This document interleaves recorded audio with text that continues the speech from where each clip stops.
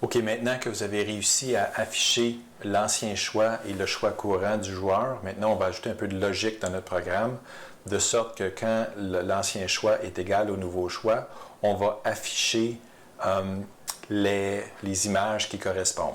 Si l'ancien choix ne correspond pas à l'ancien choix, bien on va recacher l'image. Donc, par exemple, ici, si je clique sur chien et ensuite je clique sur lapin, chien n'est pas égal à lapin, donc on cache les images.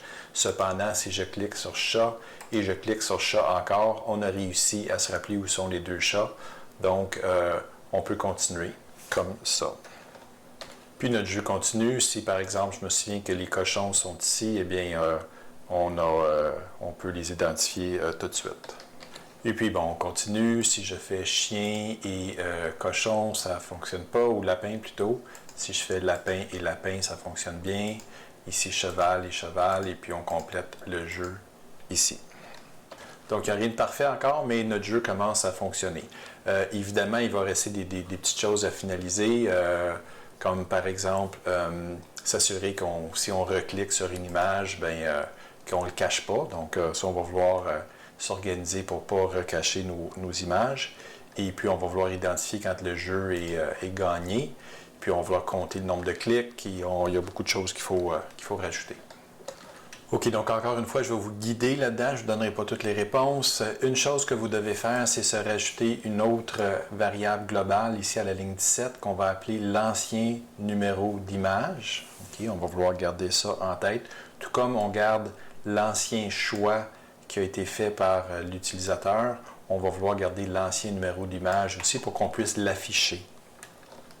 C'est ça, on va vouloir l'afficher quand on va avoir l'ancien choix égal au nouveau choix, bien on va vouloir afficher l'ancienne image, puis ça va être commode d'avoir le numéro de l'image en mémoire, comme ça on n'aura pas besoin de faire toutes sortes d'archéologie pour aller retrouver cette information-là. OK, autre chose importante, c'est que vers la fin de la dernière tâche, je vous avais dit ici d'écrire en mémoire l'ancien choix égal au choix. Ça, c'est un petit peu plus haut dans votre programme. Ça, je vais vous demander de prendre cette ligne-là, de la copier, puis de l'amener vers la toute fin de votre fonction, la fonction qui s'appelle montrer. Puis, on va ajouter aussi la ligne ancien numéro d'image égale numéro d'image. Donc, je vais vous expliquer pourquoi c'est comme ça dans quelques instants. OK, donc, vers la fin de votre fonction montrer, ce que vous faisiez avant, c'est qu'on affichait l'image choisie. Maintenant, il faut tout simplement décider si on veut la laisser afficher ou si on veut l'effacer. Donc, ça va nous prendre un if. Je vais vous laisser le soin de trouver ici ce qu'il faut mettre comme code. Donc, quand on fait une condition, il faut écrire la condition ici. Puis, je vais juste vous rappeler pour éviter de faire des erreurs, quand vous comparez quelque chose, vous mettez 3 signes d'égalité. Okay? C'est la meilleure façon de faire ça en JavaScript. Donc, voilà. Donc, n'oubliez pas de mettre 3 signes d'égalité quand vous allez comparer les deux choses qui doivent être égales. Ensuite, on va se mettre des accolades ici. Et étant donné qu'on va avoir aussi un sinon, c'est-à-dire un else, on va tout de suite se préparer une autre accolade. Donc, voici la structure classique d'une condition. Donc, si jamais, qu'est-ce qui se passe ici?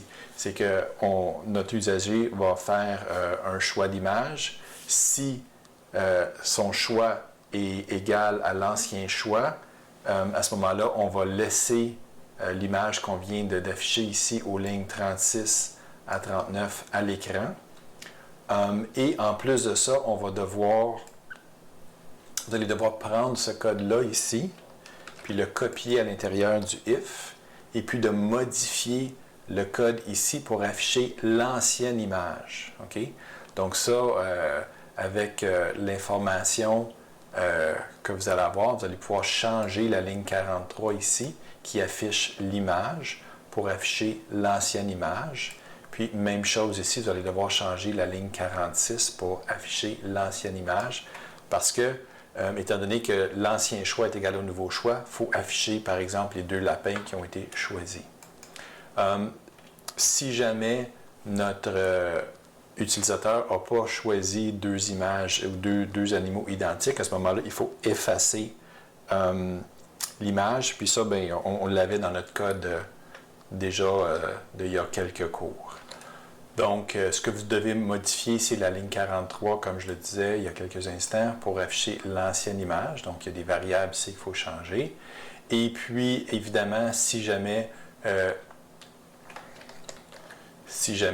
l'ancien choix n'est pas bon, n'est pas égal au nouveau choix, bien, il faut effacer l'image.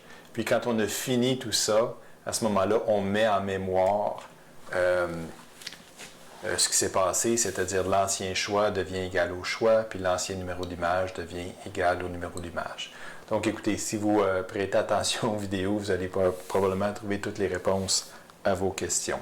Dernière chose, juste vous rappeler que si votre programme semble ne pas fonctionner, n'oubliez pas de cliquer F12 et puis F12 va vous donner probablement un message en rouge qui va peut-être vous aider à déboguer votre programme. Bonne chance!